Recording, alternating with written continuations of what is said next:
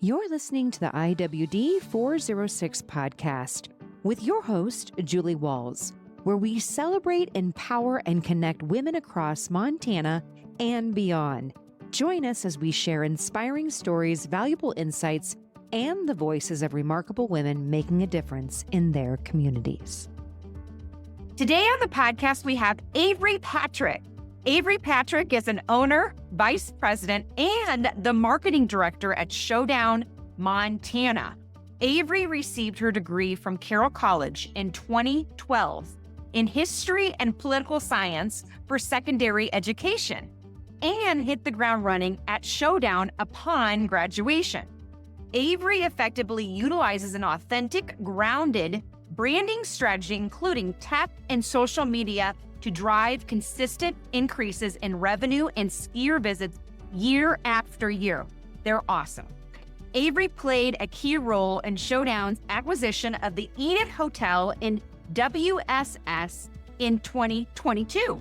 And her influence expands beyond Showdown as she serves on both the board of Intermountain Ski Area Association and the National Ski Area Association Diversity, Equality, and Inclusion Committee. Avery volunteers with the Meager County Rodeo Club and assists putting on the Labor Day Rodeo every year. I gotta say it. Yeah. Yeah. Avery manages to integrate work, family, and fun into one big ball known as her life. I love that. And can often be found chasing her kids, dogs, cows, elk, trout, and her handsome husband, Sean, around the beautiful places she calls home. That is so awesome. Welcome, Avery. Thank you so much for having me. I'm excited to be here. I'm excited to be here. I got to tell you a little side note. My husband this morning was like, "Are you interviewing the female-owned ski resort in Showdown?" I said, "Yes, today's the day." So he was so excited about it. He's really interested in learning about your family's business. And how old is it? This is our 88th season. So Showdown is the oldest continually operated ski area in Montana. My grandpa ran it for 47 of those years. And then my mom and my husband and I purchased it from him in 2020. Holy buckets. Okay, we gotta back up. So you are originally a true blue Montanan. Yes. Okay. Generation, if that matters, but wait, say that one more time. How many generations? Fifth generation. Okay, both sides? My fifth generation on my mom's side, and my husband is also fifth generation. So our kids are sixth generation Montanans, which is pretty cool. That is very cool. I love that. I want to dive deep into your family's history. So first, talk to me a little bit about growing up in Montana. What was that like? Yeah, I grew up in Great Falls, and my parents worked at the ski area on and off throughout my childhood. So all of my winter weekends were spent up at Showdown. And then in the summer, it was just so important to my parents that we were outside playing. So we spent every weekend outside, rolled out of town at 4:00 on a Friday and rolled in late Sunday night. And we'd be up in the mountains camping or rafting, or we could do outside. And it was a pretty good childhood. I love that. Yes. Growing up here is pretty freaking amazing. I got to ask you, at what age did they put you in boots or ski boots? Oh, I was in a backpack before I could walk. And then as soon as I could walk, I was in ski boots. So I don't remember learning how to ski, which I think is a kind of a gift, which is nice. It was always just part of our lives, and grateful for that. I love that. Okay. So you were growing up, you never got sick of it, right? This was your playground. It was. Yeah.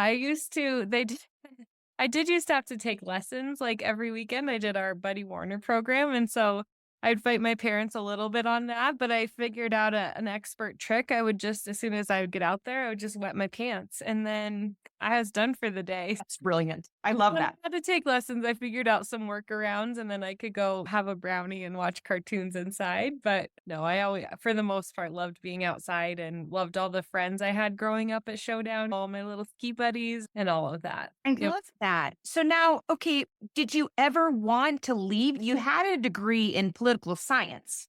Was there inspiration to leave? I never saw, growing up, my grandpa ran the ski hill and I always loved it, but that was never part of my plan. I always loved when I was growing up playing teacher. So I went to college at Carroll and got my degree in history and political science and then added on my teaching certificate. And then it just worked out that I graduated in December, and this was December of 2012. And I couldn't get a teaching job in December. So I thought I'll just go work in my grandpa's ski area for one winter. And now that was 14 years ago. Yeah. And yeah, I never left. You never left. Wow. Yeah. Okay. So now growing up with your grandpa and Yep. him and acquiring it 47 years prior, right? So he acquired the hill 47 years prior. What do you know what made him decide to take that on? That's huge. Yeah, he tells the story quite often. It was Okay.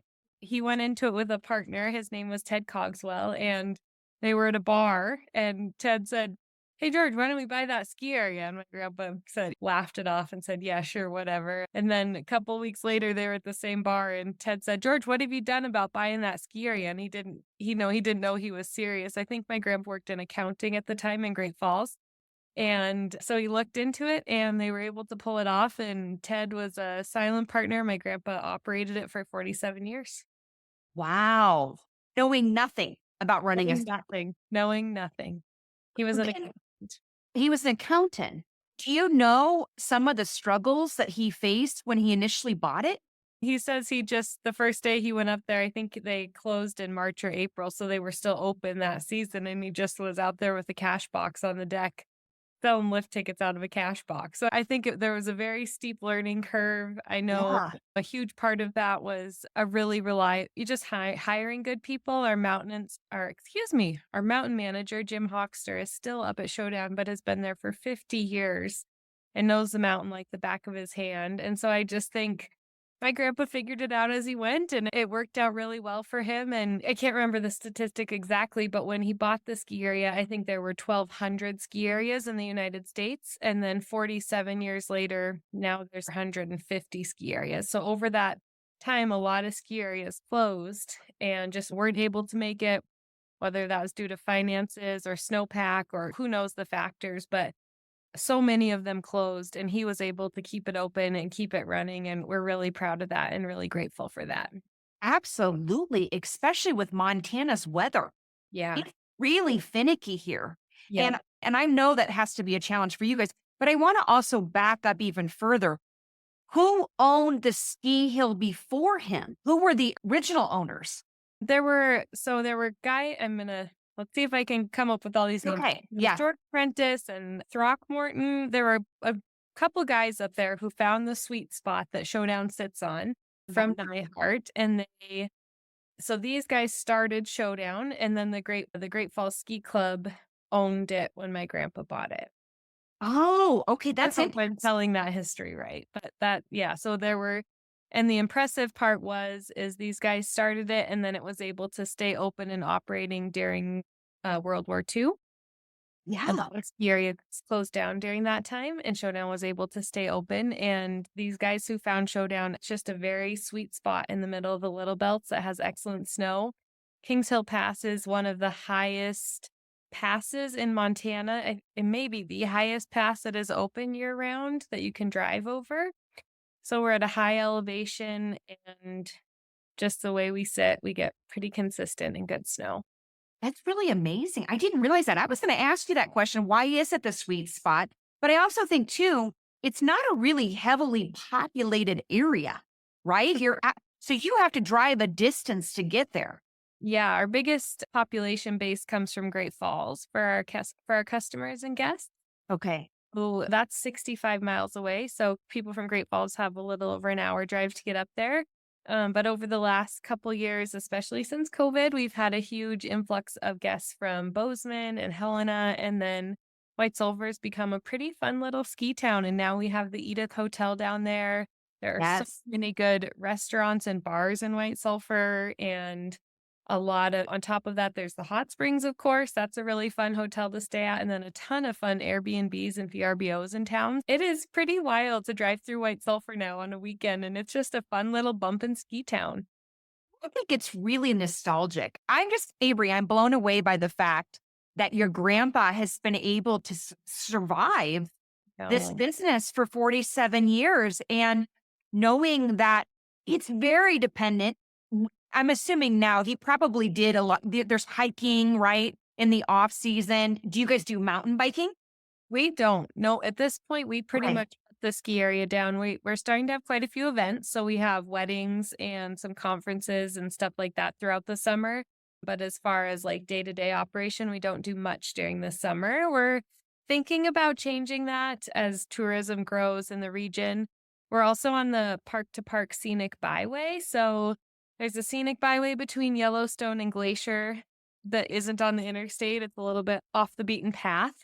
And so as that route continues to grow and get more traction in the summer, we're thinking about being open. But right now, we do have the Edith Hotel that's open year round and Smart. shift our Smart. focus to events. Yeah. Yes, I want to talk about that, but I do want to ask you, what were some of the things okay, so you're a young girl, you're what, 20 years old, coming back from college, Yeah. started working. Were you Yeah. working were you a barista? No, you were in Yeah. the, Yep, okay, I started as a barista. I was there for one winter. I was there to have fun, hang out, ski. Never.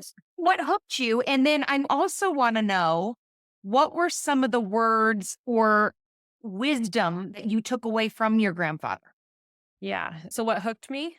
I want to know what hooked you first. Yeah, I love being up there. It feels like home. It feels like such a special place to be.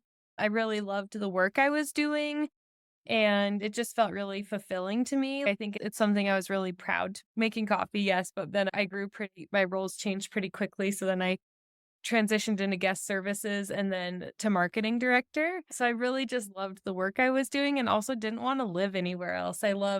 At the time I lived in White Sulphur. I loved my commute up to the mountain every day. I just loved everything about it. And I also discovered that I really like living in a small town and I don't want to live in a big town. Probably Yeah, ever I know. again. That could change. That could change. But for now, I really liked the community of White Sulphur and that's how I got hooked. Yeah, I think it's remarkable that you just stated that there were 1,200 ski resorts and then it went down to 400. Is it still around that same? Yep, it's still about somewhere in that region though, which is Yeah, mind blowing. And then you have dedicated families to create sustainability at your resort. And I wonder, I know it's the sweet spot, but people come because of people. So yeah. was it about your family and that community that was the draw year to year? I think my grandpa just really cared about people and really cared about providing skiing for central Montana. And he cared about keeping it affordable. And we 100%, that's one of our biggest values and something we want to continue with his legacy. And I love Showdown because there's people out skiing in blue jeans and Carhartts and the nicest gear. You get it all. And it feels right to me. Yeah, and Montana really is more of eh, I've noticed in Montana, people that are hardworking people, they're middle class Yeah. and they value what they do when they recreate, whatever that is. And if it has a cost associated to it, it's a make or break deal, right? And Yeah. I love you guys are family friendly and affordable. Yep.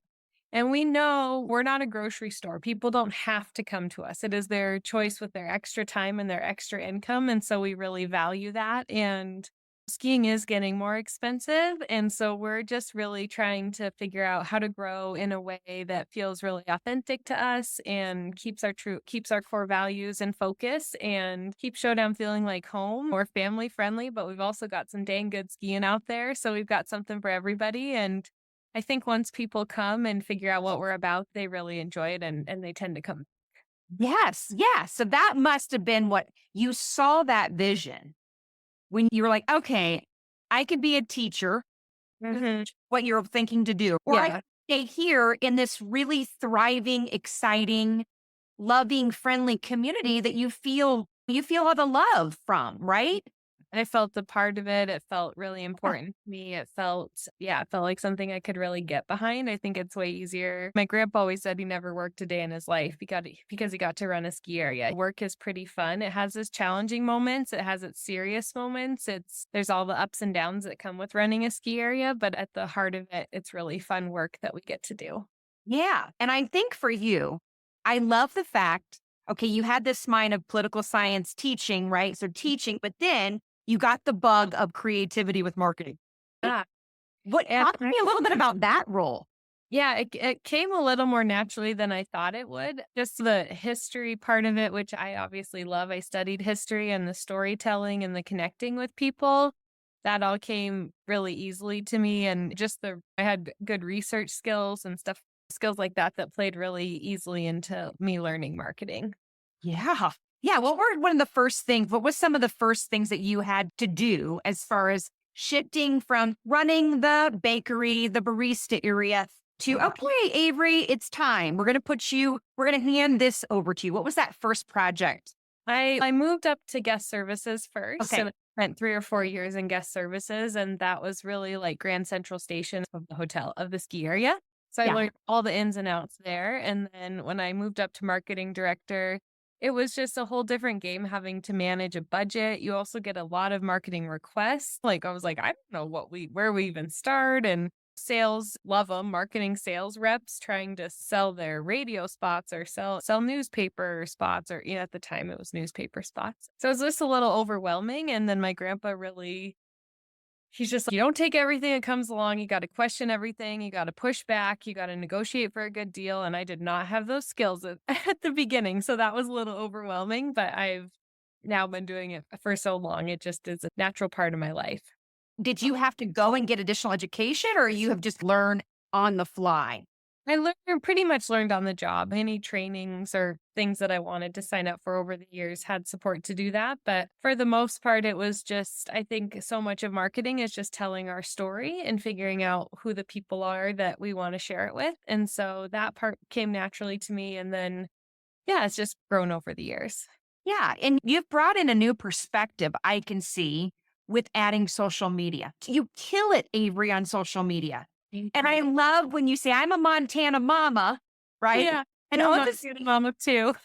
Yeah. And on the ski resort, it is really taken off. Thank you. Yeah. I took a new approach this year and growing my personal brand a little bit, but it's been a really fun way to talk about the ski area from a personal brand point of view rather than it's just a little more limited what we can do from the Showdowns page. So shifting that perspective, giving a little bit behind the scenes, what goes on in running a ski area. And it's been really fun. And it's grown a pretty big community in a month and a half or 2 months now that I've been sharing that side of things online. I love that because it goes back to your principles. You're there. It's family friendly. It's family focused. You are bringing this element of, I'm a mom. I own a ski resort, right? Relatability. And then you add the little component of curiosity. People are like, huh? Wait, come on.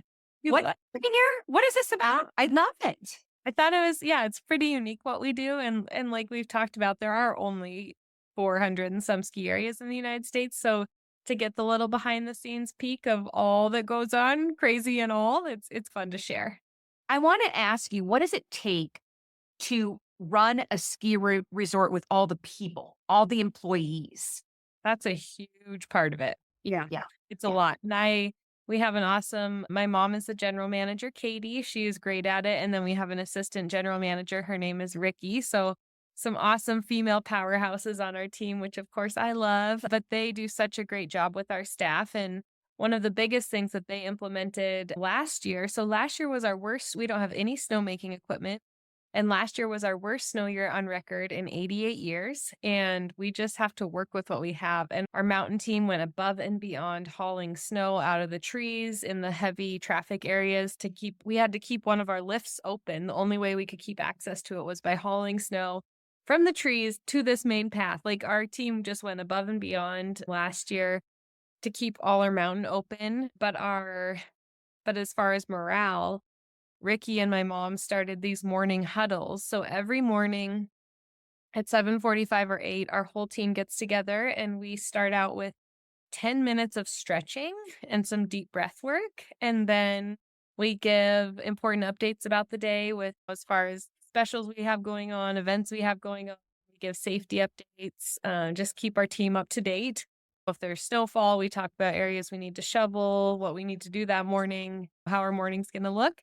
And then we end it with a 30-second dance party. That I want to work for you guys. It's pretty fun. It's a really grounding time for our staff. Before that, like we would all just get there and go our separate ways in the morning. And it was weird. You never saw some people. They'd be out on lifts. They'd be out on this part of the mountain. Ski patrol would just start their morning routine. And so this morning huddle, I just really give so much credit to my mom and Ricky for keeping morale so high and just really bonded our staff together. And now, of course, we're still continuing the huddle this season. And I just think it's one of the best ways to start our day and such a great boost for our team. I love that. And it's a testament too that you've had somebody that's worked for you for 50 years. That retention piece is so important, right? People that have been with your grandpa that know what to do when things are broken or what we need to shift gears because we don't have snow. That's a value. It's a huge value. And Jim Hoxter is our mountain manager, and he just knew exactly what to do last year, what to do with the snow that we did get, when to groom it, when not to groom it, how to preserve what we have. And I just give so much credit to our whole team and of course, especially Jim. Now, I want to ask you, as a ski resort, it can't be, and maybe I'm overstating, but it's probably been pretty consistent every year on operations, right? So overall operations, you have the procedures in play. Is there anything that's dynamic every year? No, for the most part, we have our staff that we need to hire. We know the key managers that we either have coming back or need to rehire for the upcoming season. My grandpa added a new lift. I can't think of the year, but he added a new lift that services some beginner terrain. So I'm sure that was a big shift when he was operating on how that would change for the season. But other than that, we pretty much have our same people that we have hired or need to rehire for the upcoming season. And then, we know what to do. It's just when the weather patterns are different, like last season, that was a big shift in operations for us. So I guess, that would be the changes depending on the weather. And then also this year, the month of January, we had so much snow by the middle of January, we had more snow this season than we had all of last year. So our team was shoveling every day. Wow. So I guess it is just shifts depending on the weather. Yeah. And I think, let me ask you this, when you did have that, essentially a snow drought, is that what they're called? Like a snow drought? Yeah. Did having the Edith Hotel, which I want to talk about, that acquisition is pretty freaking awesome, right? Is that something that you guys were preparing for in the event where you do have a slow season? We need something to offset that. That was definitely a part of it. We have a bigger staff where our skier visits are growing, which is awesome. And we have a bigger staff and we want to retain that staff. So part of acquiring the Edith is we wanted more year-round revenue, and it certainly helped with that. Helped keep those people working. And then the other shift that we make is we really shift our focus to beginner skiers on those low snow years. Because we can maintain our beginner terrain pretty well. And those skiers, they aren't looking for the steep and deep powder days. They're just looking to be out on some nice groomed slopes and learn how to ski. So we just really shift our focus to those beginner skiers on those low snow years. Yeah, I love that. That's smart. So now let me ask you about the Edith Hotel. Yes. Talk to me a little bit about the Edith Hotel. Is it a known hotel in the area? So it was 2022, 2 years after we bought the ski area. Okay. And we just had our eyes on it and thought it would be a really nice addition to our business. And it was formerly called the All Seasons. And I think it was originally a Super 8 hotel. So just picture like white walls, nothing. Just a nice Super 8 hotel, built well. And my mom, Katie, she just has such insane, amazing taste with interior design. And she just saw those white pages like blank coloring book pages. And she went into a couple antique stores in Bozeman in a day and a half and was just like, I want that. And once you see the Edith, you'll understand. Wow. Just picked everything out, had a perfect vision. We overturned we had 6 weeks between the time we closed and by the Red Ants Pants Music Festival. And Red Ants Pants had the hotel rented out for the festival. So we had to have the renovation done top to bottom. We got all new mattresses from Made in Montana company in Bozeman. I think it's called Mattress Mill, but I'll have to circle back on that. But we got awesome mattresses that are made in Montana and just head to toe redid the hotel. And it is just a really unique and special, a little bit unexpected experience in the middle of Montana. 6 weeks turnaround. 6 weeks. It was fast and furious. Okay, that is completely different than running a ski resort. It was, and I was pregnant at the time with our second baby, and we had all of our ski instructors who wanted work during the off season, painting rooms and putting beds and furniture and all the reno work we did. It was just such a fun and just our crew people who wanted to work there over the summer, and the transformation was really cool. And I think it's a really fun experience for people when they come to Little White Sulphur Springs, Montana. I'll tell you what I think is really impressive is just even in this conversation alone, what is happening in Montana? There are so many cool things popping up here. Red Ants Pants Festival. You have the Spring Jam Festival. You have Under the Big Sky Festival. You have all these events taking place all throughout Montana. And 100%. I love the fact that you're bringing in lodging because we desperately need lodging. True. Yeah. Yep. What are some of the challenges, though, that you faced with having this lodging center and running Showdown? Yeah, I think staffing, which is everybody echoes that. So staffing's a big thing. We have a great partnership with an international exchange program, and we do get J1 exchange employees. We get them in the summer and the winter, and they are amazing. And a lot of them have become part of our family. Some of them have been back for 3 years now. So we use the J1 exchange program, which has been a huge help.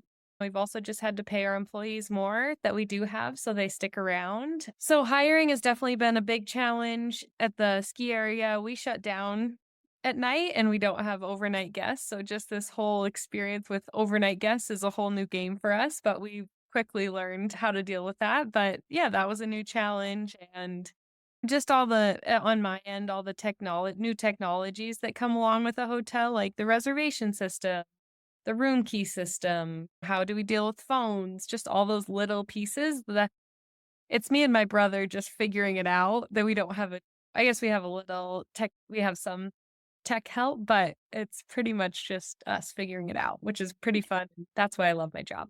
And I think it's a testament to Montana women. They're pretty resilient and you do just have to figure it out. Talk to me about your mom. My mom, yeah. She sounds awesome. She is really awesome. And I think we work together really well, like yin and yang. I'm just so like practical and I need the steps and I make lists and I love spreadsheets. And she's, let's just put love into everything and it'll just all work out. And I just think she brings like the magic and so much goodness. And she has such a generous spirit, which I love. And I just think we balance each other out really nicely and make a great team. I love that. And what are some of the things besides all those pieces, right? Watching your mom, was she working for your grandfather and then decided to buy? Yeah. Okay. Yep. Talk to me about that. She came back. She went to California to start a tech company, just a little example of how big her ideas are, which is awesome. Right. And then she came back in 2018 and came to work as general manager at Showdown, and then realized we wanted to put something together. Somebody else from out of state came and was trying to put the moves on the ski area. And we realized my grandpa was getting older. We're like, okay, it's now or never. And other people are seeing what we have. And so we put a deal together or my mom was putting a deal together to buy the ski area. And my husband and I decided that we wanted to be involved. How cool is it? Help own a ski area. So we mortgaged both of our houses and put up what we could. And we were all as in as we could be. Seriously, that's amazing. Yeah. Now, I want to ask you about balancing motherhood. Yes. What has been the challenges of running Showdown? Now you have the Edith Hotel. Now you have two, right? Two little ones. 2 little ones. But how old are they? They are 2 and 4. 2 and 4. So they're babies. Yeah. How has that been for you, balancing motherhood and being an entrepreneur? It was at first a pretty big slap in the face. I was up at 5 a.m. every morning working. I had my routines, I had my checklists, I had my plans. And then as kids just come in hot and really put that to a Yeah. screeching halt. Yeah. Yeah. So I think it's just made me so much more empathetic to other people who are moms and parents, not just moms. And having kids get sick a lot, that I was not ready for that. And there is just nothing you can do when your kids are sick. That takes top priority. So it's definitely been a balancing act, and I've had to learn to let a lot of things go and to delegate, which is a skill that you do get better at. It is hard at first, and it's the more you practice something, the better it gets. And so I've gotten better at delegating. I've gotten better at prioritizing. Okay, what do I absolutely need to get done today, and what can we let go? I've had to rely on our team a lot more. And so just it's been a great life lesson for me. It really is. It even more so. But I love the fact that you've got that Montana spirit. We're just going to do this. Yeah. We're going to all in. We're going to make this happen. Yeah. Now having a 2 and a 4-year-old, are they already on the slopes?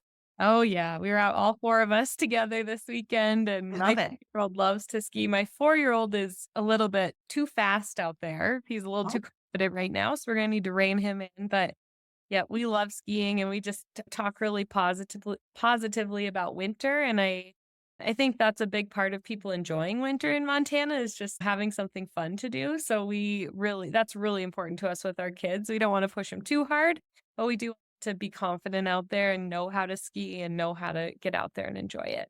Yeah, absolutely. Now, as you're looking towards the future for Showdown, what are some of the things that you foresee? What are some of the visions that you have for the Edith Hotel and Showdown?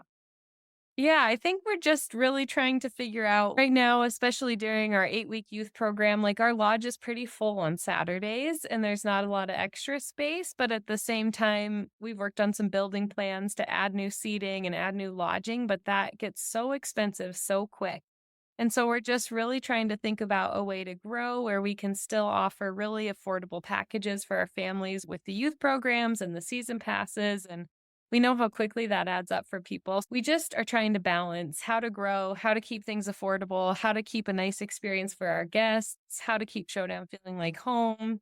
And these additions and upgrades that ski areas have to make, I know skiing's expensive, but we'll have to put a new chairlift in eventually, and those are really big and expensive upgrades. So we're just trying to figure out how to grow in a way that keeps what Showdown is all about. Sustainability. Yeah. Because I would think you can't really plan out too far, especially with all the expenses and everything like that. But seeing that it's a family-owned business, right? And I'm going to add this up, but knowing in my husband's side, they have to think about who's going to take it over. Does that what come up for you guys as far as family legacy businesses? Yeah, it's definitely on our mind. I think right now we're mostly focused. We do want to add some year-round revenue streams. So we're pretty focused on that right now, but it is also, I think, on our minds. And we as an executive coach, family businesses are not easy. So we have professionals that we work with who help us keep things in line, and just it's mostly a reminder that we're all working towards something that's really good. Just keeping that top of mind, because it's easy to get lost in the working with your brothers and your mom. It's just, it can have its ups and downs. Yeah, it's a family business. And so we work with an executive coach who keeps us in line for the most part, and just try to be respectful of each other and remember why we're here. So I love that. I think that's beautiful. And I wanted to ask you, what do you hope your legacy will be with this project? This whole amazingness. I just hope people always come to Showdown, and I hope it feels like coming home for them. I love that, Avery. It's really remarkable. And I just want to give you heads up or props to all the things that you've done to make it a amazing place to come to. Now, is there anything that you want people to know as far as events? Do you guys do annual events? Yeah, March is jam-packed with fun events.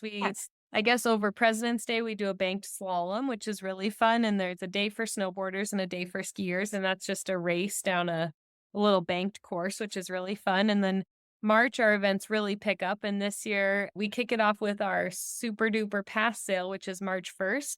And that pass is good for the rest of March and all of the following season. And this year, that price is going to be $350. So it's a crazy affordable sale. It's one day only. And that kicks off our March events. And then this year, of course, what day is it? The 8th?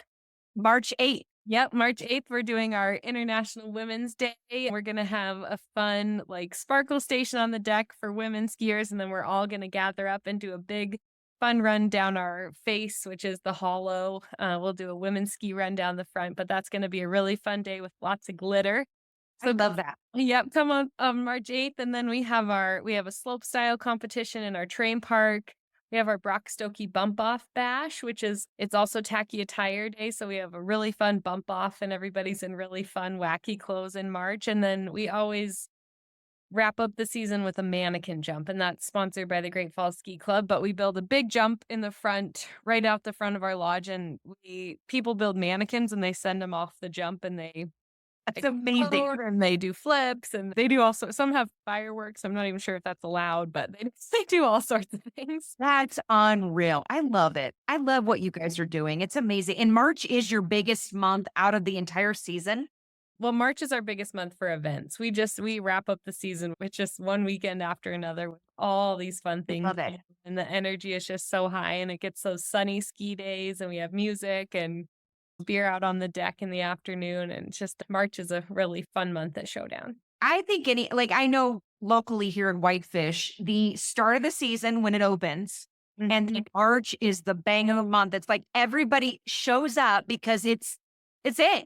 Like it's over. I know. What do you guys do as a family, for a business? Like all your employees, you guys do something like at the end of the season, like a big banger bash or anything fun?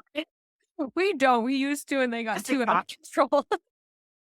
I can see that. Yeah. Not safe to do those anymore. We'll do a little, sometimes we do a little employee party, or we'll partner up with another ski area and do a joint little gathering. But a really cool perk of working at a Montana ski area is if you're full-time, you get 3 lift tickets to every other ski area in the state. I think we sent 25 employees to Whitefish, up to you this weekend. It's just so fun that our employees, they get to go to other places, and we, in exchange, host employees from all over the state from other ski areas. It's a really fun perk, and I just love when our employees take advantage of that, because it's good for them to go to other places, see how other places operate. And I love that the Montana Ski Area Association does that. And we're all a pretty tight-knit group. We're all cheering for each other at the other ski areas. We're all pretty good friends. Not no, don't go there, come here this weekend. We're just when skiing is good in Montana, it's good for everybody. And it really helps. It helps all of us. Really does. I love that you said that. That's really cool. Yeah, it's a great community to be a part of. And it made it so easy last year. Blacktail couldn't open, and so we offered free skiing to any Blacktail season pass holders until they had enough snow to get open. And then we did it for Teton Pass also, and it was just the easiest thing to do, because we care about them and we're their friends, and we would hope if we were ever not able to open for some reason, maybe somebody would help our season pass holders. And we just really want to keep the spirit of skiing in Montana alive. I love that. That's amazing. And there's only 16 ski resorts, right? Yeah. To have that and to be able to lean on each other, I think is absolutely remarkable. That's beautiful. We're down to our last 3 questions, Avery. Oh my goodness, that went fast. No, it did. I'm so excited for all the things that you're doing. And I'm so honored that you guys were willing to do a Ski for IWD406 event. Oh, yeah, we're so excited. I was shouting it off the roofs. I'm like, the oldest and woman-owned operation in Montana is willing to do this event with us. So I'm just absolutely blessed and honored. So thank you. But our first question is, how can family-run businesses foster values and lessons that resonate through generations? I think just talk about it with each other and just keep in mind what's important and talk about your values and why they matter. And then I think that really helps keep it top of mind and helps you not get lost in the day-to-day and not get lost in the sauce and just stay high level. Things get Western at Showdown sometimes, and we get really busy, and there can be fires to put out here and there. But if we just always come back to why we're doing what we're doing, and grateful for how special of a place we get to work. Oh, I love that. That is so good. All right, my next question, which is funny. It's fun. But Okay. to participate in one crazy ski race, would you choose to ski naked, ski backwards, or ski while balancing on someone's shoulders? Which would you go for and why? Oh man, let's see. I'm not that good at skiing backwards, and I felt like if I got on somebody's shoulders, I might wet my pants. So I think I'll have to ski naked. You'd ski naked. I love it. I would totally do that. I think it would be so much fun. It'd be freeing. I'm such a control freak. Skiing on somebody else's shoulders would freak me out. And then I'm not that good of a skier to ski backwards. So I just honestly would just be like, I'm getting naked. Let's do it. All right. Our last question is, if you could pass the mic to a Montana woman to share her story on the IWD406 podcast, who would she be and why? Yes, I would like to pass the mic to Elena Morrison in White Sulphur Springs. White Sulphur is full of some badass women business owners, and Elena and her husband own Twin Sisters Trading Company. And on top of that, she's also a working mom. She's president of the White Sulphur Chamber. She does so much for the community. She organizes a coat drive every year. I think they exchanged 250 coats last year, which is just incredible. And I am so proud to be her friend and would be honored to pass the mic to Elena. I love that. I can't wait to meet her. That's amazing. She's amazing. The world needs more people like her. All of you. You guys are all doing amazing things. And just even kudos to your mom. Look at that. She's incredible. Incredible. And to salvage a beautiful family business that's been in the running and that's survived, Montana is a big deal. It just shows the resilience, and just you can feel the amount of respect and love that you have for one another. So I just honor that in this space. So thank you so much. And thank you for what you're doing. We're grateful for you and love it. So thank you. Thank you. A special thank you to our podcast guest. You can find all of her links in the description of this episode. If you like what you heard, please hit subscribe. You will be notified of future podcast guests. Follow us on our social media platforms and stay tuned for our next podcast chat with an amazing Montana woman.